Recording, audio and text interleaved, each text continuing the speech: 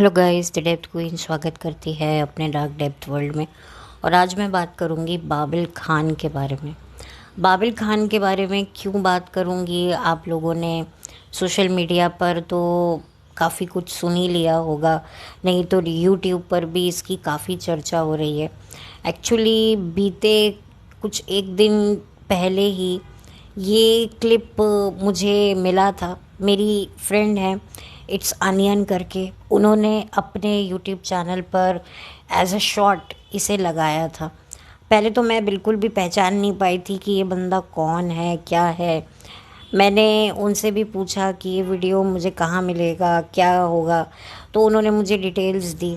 उसके बाद फिर एकाएक चीज़ें अपने आप मेरे सामने क्लियर होती गईं और मुझे समझ में आ गया कि ये बंदा तो बाबिल खान है। अब बाबिल खान कौन है? बाबिल खान बॉलीवुड के एक महान दिग्गज अभिनेता इरफान खान का बेटा है। एक तरीके से ये भी एक नेपो प्रोडक्ट है। लेकिन इस नेपो प्रोडक्ट ने ऐसा क्या कर दिया है जिसकी वजह से इसकी लाइफ जो है बिल्कुल झंड हो गई है। लेकिन उससे भी पहले जो मैं बात करूंगी कि बाबिल खान को पहचान बॉलीवुड में मिली कैसे, उनको एंट्री मिली कैसे। एक्चुअली जब इरफान खान साहब की डेथ हुई 2020 में, इनफैक्ट अभी कुछ हफ्ते पहले ही उनकी जो है 5वीं पुण्यतिथि मनाई गई। आई होप मैं सही वर्ड का उच्चारण कर रही हूँ। यानी कि उनकी डेथ एनिवर्सरी को जो है वो सोशल मीडिया पे भी आपको देखने को मिलेगा कि उनकी डेथ एनिवर्सरी को मनाया, यानी कि उनको याद किया कि भाई उन्हें उस दुनिया से गए हुए जो है वो तकरीबन 5 साल हो चुके हैं। बिल्कुल 5 साल उनको हो चुके हैं। लेकिन दुर्भाग्यवश अभी भी जो उनके फैंस हैं इरफान खान साहब के, उनके लिए शायद अभी भी ये मानना बहुत मुश्किल है। इनफैक्ट हम सबके लिए मानना मुश्किल है कि वो इस दुनिया से जा चुके हैं। उनकी भी एक लंबी जर्नी रही है। बहुत संघर्ष के बाद उन्होंने जो है बॉलीवुड में एक अपना एक अलग स्थान बनाया, जिसका मार्क मुझे नहीं लगता कोई सेट कर पाएगा या कोई करना भी चाहेगा। तो उन्हीं के बेटे हैं बाबिल खान। और इरफान खान की डेथ के बाद ही बाबिल खान जो हैं वो अक्सर अपने पिता को लेकर पोस्ट करते थे। फिर धीरे धीरे जो है उन्होंने कुछ फिल्मों में, कुछ एक वेब सीरीज़ में भी वो आने लगे। उससे पहले जब उनके पिता ज़िंदा थे तो वो कुछ टेक्निकल ग्राउंड्स पे काम कर रहे थे, यानी कि पर्दे के पीछे रहकर काम कर रहे थे। यानी कि कुछ कैमरा वर्क या कुछ असिस्टेंट, कुछ ऐसे ही अपने फादर की फिल्म में जो है वो काम सीख रहे थे। लेकिन उनके फादर के जाने के बाद जो है बाबिल खान जो है पूरे तरीके से धीरे धीरे लोगों के सामने आए। और जिस तरीके से आए, लोगों ने भी उनको अप्रिशिएट किया कहीं ना कहीं। और क्योंकि लोग उस टाइम पर बड़े इमोशनल थे, तो हर किसी ने जो है बाबिल को कहीं ना कहीं सपोर्ट किया। फिर धीरे धीरे कुछ लोगों को ये लगने लगा कि जो बाबिल है वो कहीं ना कहीं इस इमोशनल जो ज़ख़म है जो पब्लिक के दिल में है कि भाई इरफान खान इस दुनिया से बहुत जल्दी चले गए, अभी तो हमें उनको बहुत कुछ करते हुए देखना था। क्योंकि उनकी बहुत ही ज़बरदस्त फ़ैन फॉलोइंग बन चुकी थी। उन्होंने इंटरनेशनल लेवल पर भी इंटरनेशनल प्रोजेक्ट्स में भी काम किया था। तो उनके लिए बहुत सारा रिस्पेक्ट जो था वो हॉलीवुड में भी था और बॉलीवुड में तो था ही। तो एक तरीके से लोगों ने जो है बाबिल को सपोर्ट करना शुरू किया। लेकिन उसी के बाद जो है बाबिल पर ये भी इल्ज़ाम लगाने शुरू हो गए कि वो कहीं ना कहीं इस चीज़ को इस्तेमाल कर रहे हैं, यानी कि अपने पिता के नाम को वो इस तरीके से इस्तेमाल करके अपने करियर में आगे बढ़ रहे हैं, जिसके लिए बाबिल को बुरा भी लगा था। फिर उसके बाद जो है बाबिल धीरे धीरे अपने काम में आगे बढ़ते गए और उनको बॉलीवुड से सपोर्ट भी मिला, उनको अवार्ड्स भी मिले हैं। उनको काफ़ी ज़्यादा जो कि एक्टर्स उनके फादर के साथ काम कर चुके थे, उनका भी कहीं ना कहीं डायरेक्टली इनडायरेक्टली सपोर्ट मिल रहा था। लेकिन फिर एकाएक धीरे धीरे जो क्या हुआ बाबिल को लेकर जो है कहीं ना कहीं ये दिखाने की कोशिश की कि जो बाबिल इतना ओवर करते हैं मीडिया के सामने, इतना अच्छा बनते हैं, उसके पीछे डेफिनेटली यही वजह है कि वो एक अपनी एक इमेज बना रहे हैं कि वो एक बहुत ही सीधे साधे लड़के हैं, एक आउटसाइडर हैं। इस तरह की भी मैंने बातें सुनी थी कि उनको कहीं उनका धक्का किसी को लगा तो वो ऐसे सॉरी फील कर रहे थे, ऐसे ओवर द टॉप जाकर जो एक्सप्रेशन दे रहे थे जैसे कि पता नहीं उन्होंने क्या कर दिया हो। ये चीज़ मैंने भी देखी। अगर आप लोगों ने बाबिल को फॉलो कर रहे हैं या बाबिल की अगर आप बॉडी लैंग्वेज को समझ रहे होंगे तो आपको भी कहीं ना कहीं ये लगेगा। लेकिन फिर भी उसके बावजूद भी अभी बाबिल जो हैं वो अपने करियर में कर ही रहे थे। फिर उसके बाद जो है उनकी मदर ने भी कहा कि बाबिल काफ़ी प्रेशर में है, क्योंकि जाहिर सी बात है जब पिता ने इतना नाम बनाया है, उच्च कोटि का नाम बनाया है, इतना मुकाम बॉलीवुड में हॉलीवुड में हासिल किया है, तो बेटे से भी एक्सपेक्ट तो किया जाता ही है कि बेटा क्या करेगा। बाप ने तो इतना कुछ कर दिया और बेटा अब क्या करेगा। तो वो काफ़ी प्रेशर में है। इस तरह की बातें भी जो हैं उनकी मदर ने बोली। उनकी जो मदर हैं वो भी राइटर रह चुकी हैं, उन्होंने भी कई सीरियल्स के लिए लिखा है। तो ऐसा तो नहीं है कि बाबिल जो हैं एक ऐसे साधारण परिवार से ताल्लुक़ रखते हैं जहाँ पर वो चीज़ों को समझ नहीं पाते। उनको डे वन से पता था कि वो इरफ़ान खान के बेटे हैं। अगर आज इरफ़ान खान ज़िंदा होते तो किस तरीके से बाबिल का लॉन्च होता, ये भी एक बहुत बड़ी बात थी। क्योंकि जाहिर सी बात है कि जब पिता काम कर रहा है, पिता अभी भी अच्छे अच्छे प्रोजेक्ट कर रहा है, तो लोग जो हैं वो उन्हीं को देखना चाहते हैं। जैसे कि अमिताभ और अभिषेक बच्चन के साथ भी यही होता था कि अभिषेक को काफ़ी डिफ़िकल्टीज़ का सामना करना पड़ा, क्योंकि उनका कांस्टेंट जो कंपैरिजन है वो अपने पिता से उनका पहले भी चलता था और आज भी कहीं ना कहीं कंपैरिजन होता है। उस लेवल पर नहीं होता है लेकिन अभी भी होता है। अब वो बात अलग है कि अब अमिताभ बच्चन उस तरह का काम अब नहीं कर रहे हैं। पहले तो सन 2000 के दौर में जब से उन्होंने मेजर साहब फिल्म की या मोहब्बतें की, उसके बाद तो अमिताभ बच्चन जैसे मानो हर पिक्चर में काम करेंगे ही करेंगे एज अ कैरेक्टर आर्टिस्ट। ये कॉन्ट्रैक्ट उन्होंने शायद कहीं ना कहीं साइन कर लिया था कि मुझे तो हर पिक्चर में आना ही आना है, काम करना ही करना है। तो जिसकी वजह से कहीं ना कहीं जो है अभिषेक के लिए काफ़ी डिफ़िकल्ट हुआ। लेकिन अभिषेक ने मेहनत तो करी, लेकिन फिर उसके बाद अभिषेक अपनी पर्सनल लाइफ की वजह से काफ़ी ज़्यादा चर्चा में आए और फिर जब ऐश्वर्या के साथ उनकी शादी की घोषणा हुई तब तो भाई उनके सितारे बिल्कुल बदल गए। और इसी दौरान उनकी गुरु जो पिक्चर आई थी वो भी काफ़ी अच्छी गई।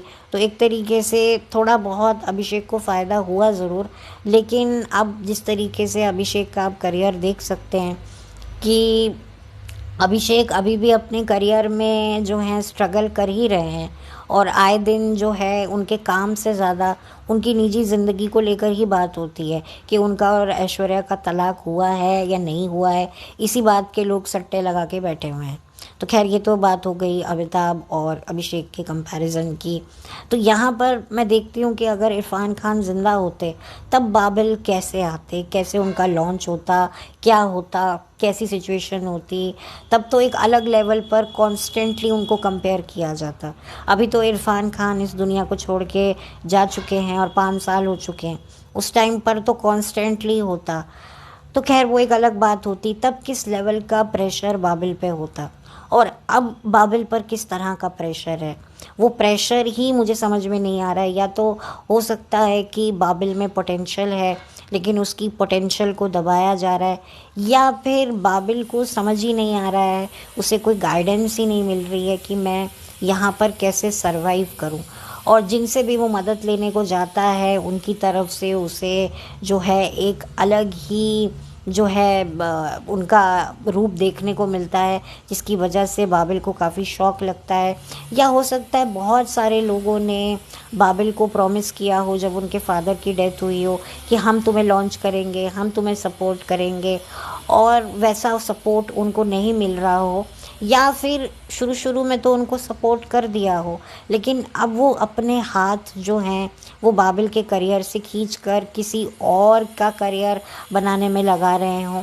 तो ये एक बहुत ही ज़्यादा सोचने वाली बात है।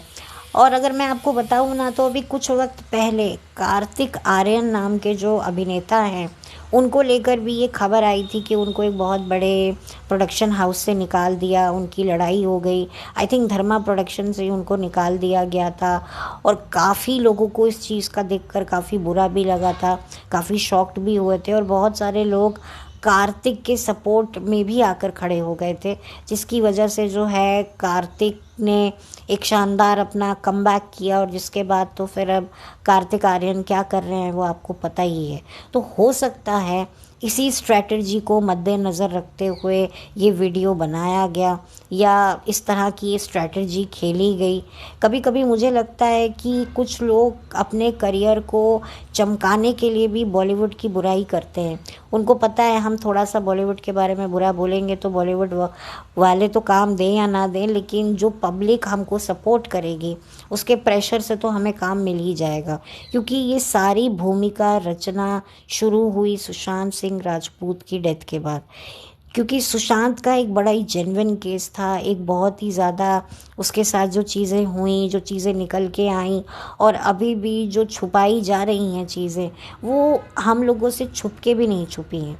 तो इसी स्ट्रैटेजी को बहुत सारे लोगों ने यूज़ किया, जिससे उनको फ़ायदा हुआ, और कुछ का पोल पट्टी भी खुल गई, जिसकी वजह से फिर वो वहाँ तक नहीं पहुँच पाए।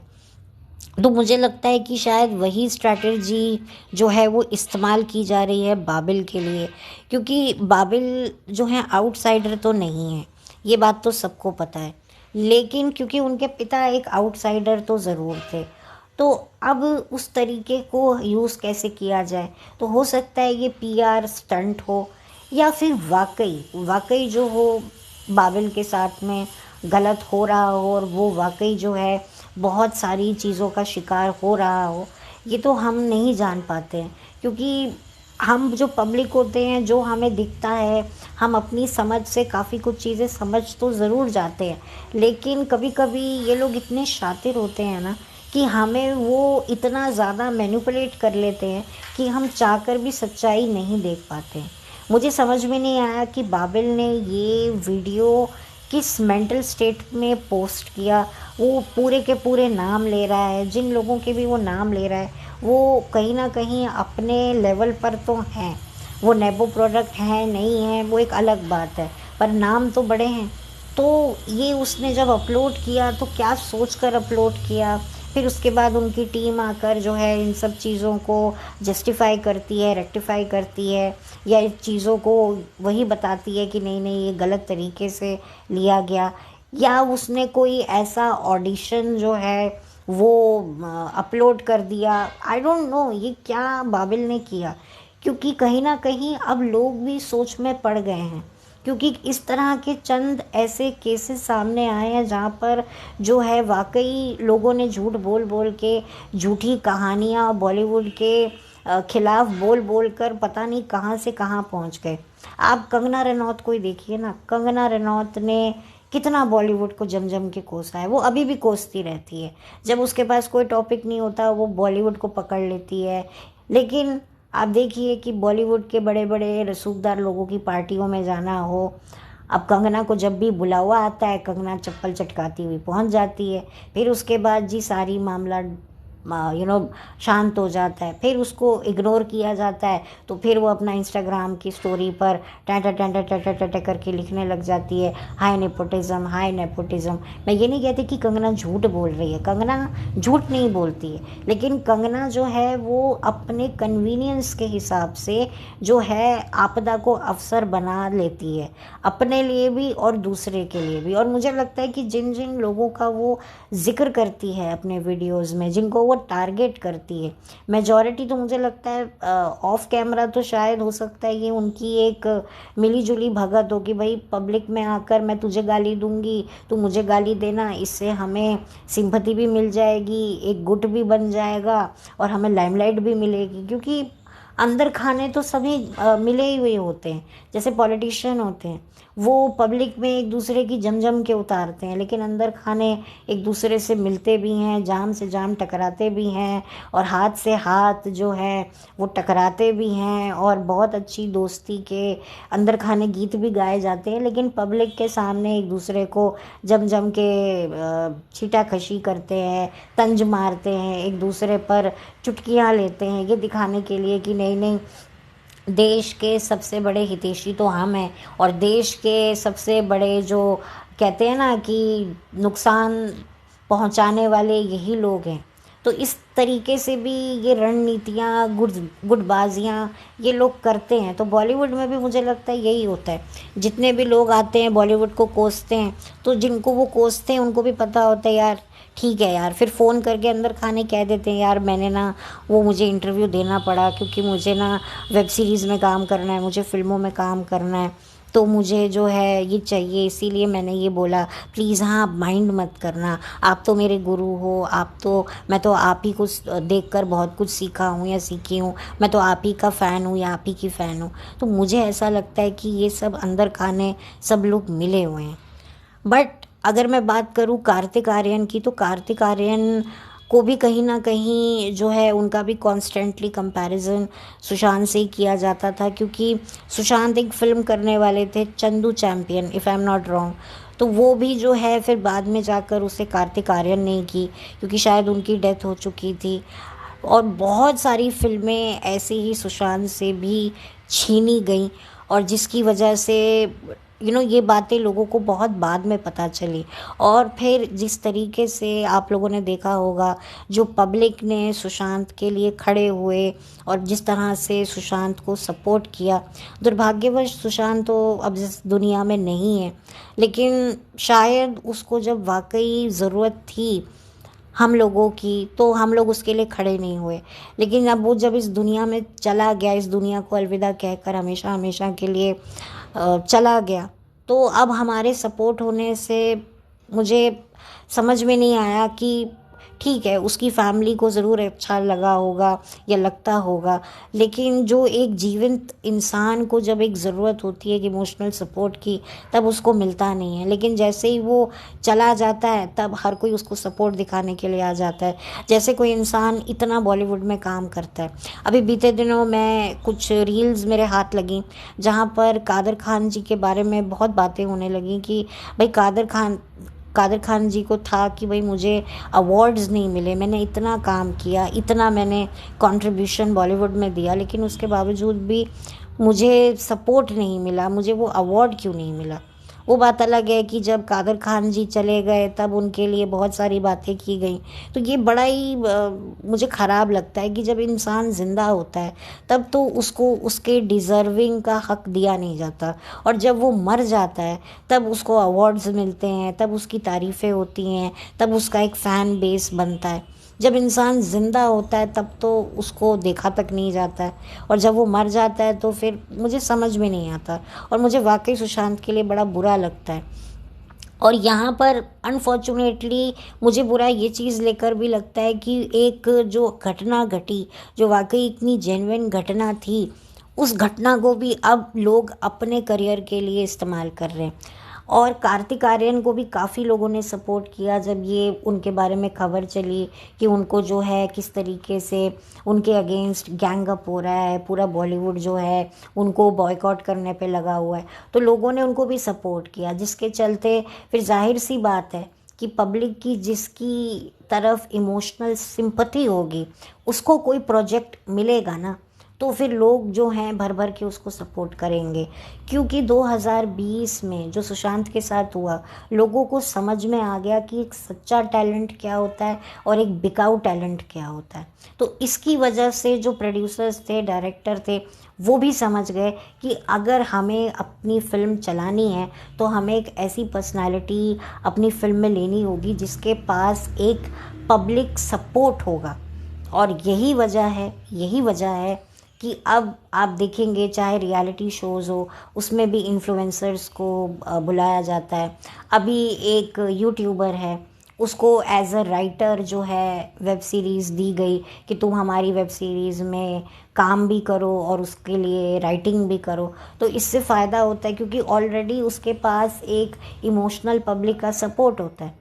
और फिर जब पता चलता है अच्छा फलाना बंदा राइटर है और वो जो व्लॉगर था उसके तो इतने सब्सक्राइबर हैं, हाँ अच्छा। जैसे कि चलो मैं खुल के बात करती हूँ अविनाश की, जो संभावना का पति है, वो भी संभावना के साथ में बैठ कर के व्लॉग्स काफ़ी सालों तक बनाता रहा है। तो अब जाहिर सी बात है उसकी भी एक फ़ैन तो बनी है। तो जो उसके जो होंगे उनको भी पता तो होगा ना कि अच्छा ये व्लॉगर है और इसकी इतनी फ़ैन फॉलोइंग है। तो जिसकी वजह से आप देखो कि कितना संभावना ने जम जम कर प्रमोट किया है अपने हस्बैंड की वेब सीरीज़ को। तो इससे फ़ायदा तो हुआ ही ना। लोगों ने, जो लोग नहीं भी जानते थे उन लोगों को भी ये चीज़ें देखने को मिली कि अच्छा ये कौन है। इवन जिनको नहीं भी पता होगा कि अविनाश राइटर है या उसने कुछ लिखा है, उन्होंने भी जाकर देखा होगा, उस प्लेटफॉर्म पर को सब्सक्राइब भी किया होगा। ये बात मैं पहले भी बोल चुकी हूँ कि जिससे पब्लिक कनेक्ट होती है ना, उस पर अब जो है प्रोड्यूसर डायरेक्टर की निगाहें गड़ जाती हैं कि भाई इसको लोग पसंद करते हैं, इसे लोग देखना चाहते हैं, और अगर हम इसे अपने किसी प्रोजेक्ट में लेंगे तो हमें इतना ज़्यादा प्रमोट करने को हमारा को सिर खपाना ही नहीं पड़ेगा।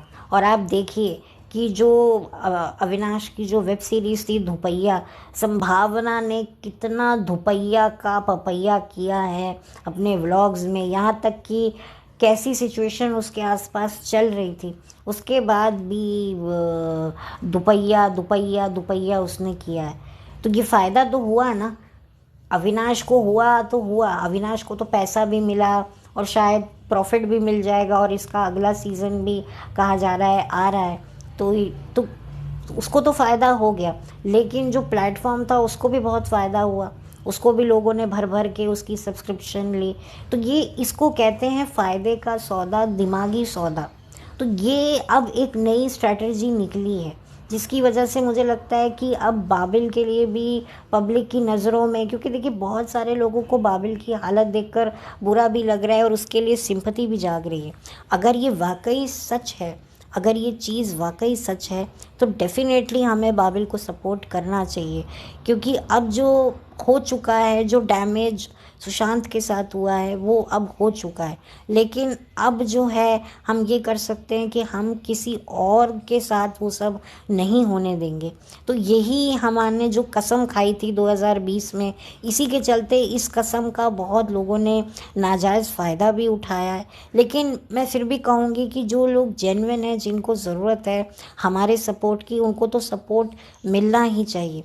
और अगर ये बाबिल सही में परेशान है, इसको टॉर्चर किया जा रहा है, इसके साथ जो है अच्छा व्यवहार नहीं हो रहा है, तो यकीनन हमें इसे सपोर्ट करना चाहिए।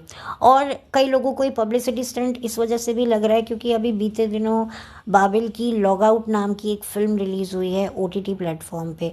तो हो सकता है ये उसके प्रमोशन के लिए हो कि भाई उसको और भी ज़्यादा लोग देखें, क्योंकि जाहिर सी बात है जिन लोगों को रहम आ रहा होगा बाबिल पे, वो बाबिल को सपोर्ट करने के लिए क्या करेंगे, उसकी फ़िल्म को देखेंगे और व्यूअरशिप देंगे। तो ये भी एक हो सकता है, बट आई डोंट नो, जो भी होगा वो आने वाले दिनों में तो पता चल ही जाएगा।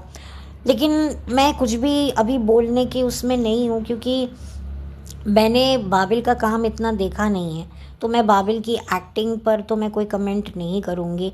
लेकिन यकीनन शुरुआत में तो बाबिल को बहुत ज़्यादा सपोर्ट बॉलीवुड से मिला ही है, और ये चांसेस हो सकते हैं कि अब शायद बॉलीवुड में जो बाबिल है उसको लेकर जो है लोगों के ओपिनियन चेंज हो रहे हैं। हो सकता है लोगों को लग रहा हो कि नहीं भाई ये तो अब नहीं हो पाएगा, या और भी इनके बहुत सारे डार्क सीक्रेट्स होते हैं जो ये लोग ही जानते हैं। तो इस वजह से भी इनका कुछ ना कुछ पंगा इशू चल रहा होगा, तो मे बी। लेकिन इनकी मदर ने आकर, इनकी टीम ने आकर जिस तरीके से चीज़ों को जस्टिफाई किया है, वो जस्टिफिकेशन भी मुझे समझ में नहीं आ रहा है, क्योंकि जितना हमने वीडियो देखा है उसमें तो यही समझ में आ रहा है कि भाई कुछ ना कुछ तो इशू है उनको बॉलीवुड में। लेकिन यहाँ पर आकर ये बोला जा रहा है कि नहीं हम ही लोग गलत समझ रहे हैं। एक्चुअल में ना पब्लिक के साथ यही दिक्कत है।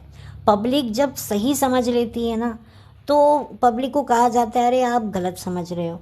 और जब वाकई पब्लिक गलत समझ लेती है, तब भी पब्लिक को बोलते हो कि भाई आपने ही गलत समझा, आप ही इनके डिल्यूजन वर्ल्ड में खो गए। तो मुझे समझ में नहीं आता कि पब्लिक की तो मतलब हर तरीके से चटनी बन रही है, हर तरीके से पब्लिक को सुनना पड़ रहा है।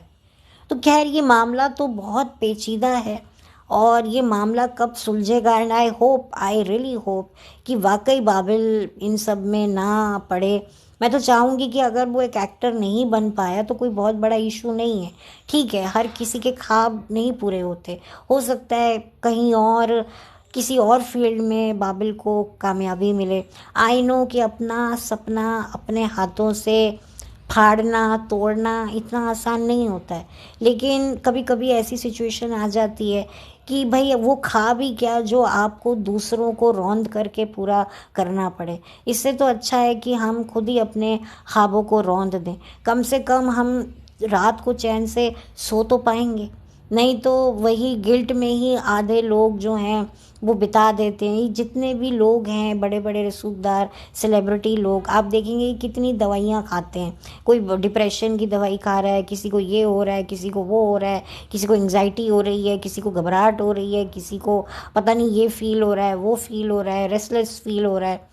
तो उसकी सबसे बड़ी यही वजह होती है कि ये लोगों के गिल्ट, इन लोगों की जो निजी जो लाइफ होती है ना, जब इनको खुद को याद आने लगता है कि अरे यार हमने तो ये काम करके आए हैं, हमने तो ये कांड कर दिया है, ये हमने कर दिया है। पहले पहले तो इनको फील होना बंद हो जाता है, शुरू शुरू में इनको गिल्ट फील होता है, फिर धीरे धीरे इनका गिल्ट बंद हो जाता है, और फिर एक ऐसा टाइम आता है कि इनके सारे जो इन्होंने कुकांड किए हैं ये सब इनको याद आ आकर हॉन्ट करते हैं। तो जिसकी वजह से इनको जो है ना नींद आती है, ना चैन आता है, ना करार आता है। तो बस इनका दिल जो है वो हर वक्त फ़रार होने के लिए बेकरार रहता है कि भाई हम क्या करें, ना ये छोड़ सकते हैं अपने प्रोफेशन को, ना इसमें रह सकते हैं। वही बात आ गई ना, ना सह सके, ना जी सके, ना रह सके, ना मर सके। बिल्कुल वैसी वाली फीलिंग इनकी आ जाती है, और फिर इनको सहारा लेना पड़ता है दवाइयों का। तो आई डोंट नो बाबिल के साथ इस वक्त क्या हो रहा है, लेकिन मेरी पूरी सहानुभूति है बाबिल के साथ। अगर वाकई वो जेन्युइनली इन सब चीज़ों से गुजर रहा है, तो मैं तो बाबिल को यही बोलूँगी कि बाबिल प्लीज़, तुम जो हो अभी तुम्हारी अच्छी खासी उम्र है, तुम अभी हार्डली शायद 26-27 के होगे, तो तुम अपनी लाइफ में अभी बहुत कुछ कर सकते हो, अभी तुम्हारे पास बहुत सारा समय है। क्योंकि वाकई जवानी जब चली जाती है ना तो दोबारा लौट कर नहीं आती है। तब सिर्फ ज़िंदगी भर तुम्हें बुढ़ापे के साथ ही अपना वक्त गुजारना होता है, और जब एक बार बुढ़ापे का साथ मिल जाता है ना, तब फिर इंसान की हालत ख़राब हो जाती है। क्योंकि फिर उसे सिर्फ़ और सिर्फ हर चीज़ में उसकी जो बुढ़ापा होता है ना, वो सबसे बड़ा उसका कारण बन जाता है। आपने देखा होगा कि जवानी में लोग कितने फुर्तीले होते हैं, लेकिन जैसे ही वो बूढ़े होने लगते हैं, बुज़ुर्ग होने लगते हैं, फिर उनके हाथ पैर कमज़ोर होने लगते हैं, ज़रा ज़रा सी उनको झटके लग जाते हैं, यहाँ दर्द हो जाता है, वहाँ दर्द हो जाता है। बहुत सारी चीज़ें जो अपनी जवानी में करते थे, भागा दौड़ी उछल कूद, वो अब बुढ़ापे में नहीं कर पाते। वो संभल संभल के चलते हैं, और जवानी में वो ऐसे भाग भाग के चलते थे। तो ये एडजस्टमेंट होने शुरू हो जाते हैं। तो अभी आपके पास बहुत वक्त है, अभी आपकी जवानी तो अभी आधी भी नहीं हुई है, आधी की आधी भी नहीं हुई है। जस्ट आप जो है अपना काम करो, आप अपनी एनर्जीज़ को किसी कंस्ट्रक्टिव क्रिएटिव में इन्वॉल्व करो, ऑफ कोर्स जिसमें आपको भी इंटरेस्ट हो, क्योंकि हमारा खुद का पर्सनल इंटरेस्ट भी होना बहुत ज़रूरी है। हम बिना इंटरेस्ट के कब तक चीज़ों को चला लें। कई बार तो ऐसा भी होता है कि कुछ लोग ऐसे भी होते हैं जिनको उस काम में बिल्कुल भी इंटरेस्ट नहीं होता, फिर भी वो अपना 900% देते हैं, फिर भी वो अपनी साइकोलॉजी को जो है वो मोल्ड कर करके नहीं नहीं हमें यही करना है, यही करना है, करते करते कर जाते हैं। लेकिन फिर भी उनका भी एक सैचुरेशन पॉइंट होता है। तो इन शॉर्ट जो आपको पसंद है वो आप कीजिए। ऑफ कोर्स आपको एक्टिंग पसंद थी, लेकिन आप देख रहे हैं कि भाई ऐसी ऐसी कला का भी क्या फ़ायदा जो आपका गला ही दबा के रख दे, जो आपको सफोकेट करके रख दे।